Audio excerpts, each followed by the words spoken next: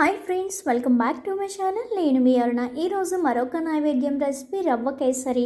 ఈ రవ్వ కేసరిని నవరాత్రులు, వినాయక చవితి, శ్రీరామనవమి మొదలైన పండుగల్లో నైవేద్యంగా తయారు చేస్తారండి. చాలా త్వరగా తయారైపోతుంది. పిల్లలు, పెద్దలు అందరూ ఇష్టపడేటటువంటి సింపుల్ స్వీట్ రెసిపీ అండి. చాలా సింపుల్గా తయారు చేసేసుకోవచ్చు. దీనికోసం ముందుగా ఒక ప్యాన్లో 1 టేబుల్ స్పూన్ నెయ్యి తీసుకొని హాఫ్ కప్పు వరకు ఉప్మా రవ్వ తీసుకొని లో టు మీడియం ఫ్లేమ్లో గోల్డెన్ కలర్ వచ్చేంత వరకు రోస్ట్ చేసుకోవాలి. అలా మాకు తెలీదు అనుకుంటే ఒక మంచి స్మెల్ వస్తుంది. ఆ టైంలో మనం స్టవ్ ఆఫ్ చేసి పక్కన పెట్టుకుంటే సరిపోతుంది. అదే ప్యాన్లో 1 టేబుల్ స్పూన్ నెయ్యి వేసి 10 నుంచి 15 జీడిపప్పులు వేసి గోల్డెన్ కలర్ వచ్చేంత వరకు వేయించుకోవాలి.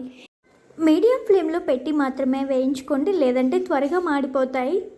ఇలా లైట్ గోల్డెన్ కలర్ వచ్చిన తర్వాత ఇప్పుడు ఇందులోకి ఒక 10 నుంచి 10 కిస్మిస్ కూడా యాడ్ చేసి కొంచెం పొంగి పఫప్ అయ్యేంత వరకు మనం వేయించుకోవాలి.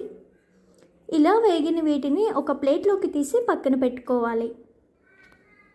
మళ్ళీ అదే ప్యాన్లో 1.5 కప్పు వరకు వాటర్ వేసి బాగా మరిగించుకోవాలి.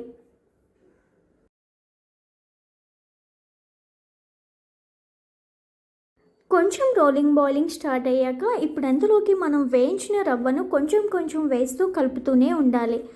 ఫ్లేమ్ని లోలో పెట్టి ఒక 4 నిమిషాల పాటు కుక్ చేసుకున్నామంటే కనుక మనకి వాటర్ అంతా అబ్జర్వ్ అయిపోయి రవ్వ అనేది ఇలా సాఫ్ట్గా అవుతుంది.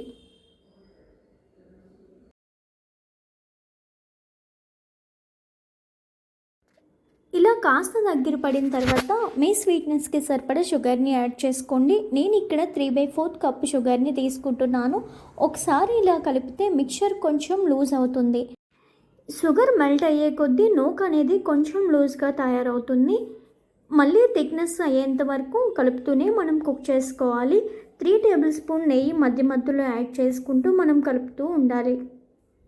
ఇలా కొంచెం దగ్గర పడినాక ఇప్పుడు ఇందులోకి 1/2 టీ స్పూన్ వరకు ఇలాచీ పౌడర్, చిన్న పించ్ ఆఫ్ పచ్చకర్పూరం వేసి బాగా మిక్స్ చేసుకోవాలి. ఇలా గ్లాసీ లుక్ రావాలి, మనకి షైనింగ్ రావాలన్నమాట. నెయ్యి అనేది మనం వేసి నెయ్యి బయటకు రిలీజ్ అయ్యేంత వరకు మనం మిక్స్ చేసుకోవాలి.